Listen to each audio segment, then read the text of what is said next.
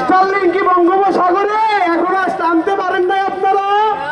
সাধারণ শিক্ষার্থীদের পক্ষ থেকে আপনাদের জন্য একটা কবিতা উৎসর্গ করছি। ভোর হলো জোর হলো চক্ষু প্রতিনিধি ওঠরে, ওইটাকে মন্ত্রণালয়ে ভিত্তি আনতে ছোটরে, সারি হাল ফেলে পান ওই তরি ডুবলো, এইবার শিক্ষার্থীরা জাগলো। করবোট নয়সে ওঠে রোজ দেরিতে, ক্যাম্পাসে আসে যায়, ফেসবুকে পোস্ট দেয় সে। এরপরেও আপনাদের উচিত একটু শিক্ষার্থী বান্ধব হয়ে উঠুন। কতই আর একপাক্ষিক হয়ে কাজ করবে? সাধারণ শিক্ষার্থীদের ভোটেই তো আপনারা নির্বাচিত হয়েছেন নাকি?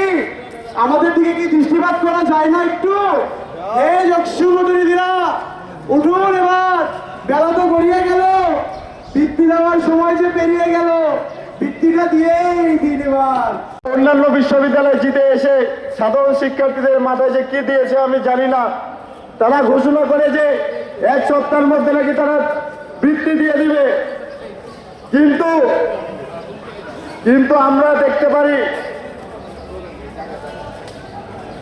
যোগসু এবং প্রশাসন, আপনাদের দুইজনকে বলতে চাই, প্রশাসন আপনারা ঘুম থেকে উঠুন এবং যোগসু প্রতিনিধিদের বলতে চাই আপনারা কারো দালালি করিবেন না। আপনারা শিক্ষার্থীদের ভোটে নির্বাচিত, আপনারা শিক্ষার্থীদের ম্যান্ডেট অনুযায়ী কাজ করবেন। আপনারা কোনো দালালি, হে বিশ্ববিদ্যালয় প্রশাসন, আপনারা ঘুম থেকে উঠুন। রোজার মাস এসেছে, আমরা সবাই সেহরি খেয়েছি, আপনাদেরকে ঘুম ভাঙেনি? আপনাদের ঘুম কখন ভাঙবে? এখন সময় মাস, বৃত্তি দেওয়ার শেষ সময় ছিল আপনাদের জানুয়ারি মাস। আপনারা যদি এখনো এগুলা নিয়ে সচেতন না হন, আপনাদের যদি এখনো ঘুম না ভাঙে, শিক্ষার্থীরা যেরকম আপনাদেরকে ভোট দিয়ে নির্বাচিত করেছে, শিক্ষার্থীরা আপনাদের কানের পানি দিয়ে আপনাদের ঘুম ভাঙিয়ে দিবে। প্রশাসন, আপনারা আপনাদের মতো ইস্তফা দিয়ে চলে যান।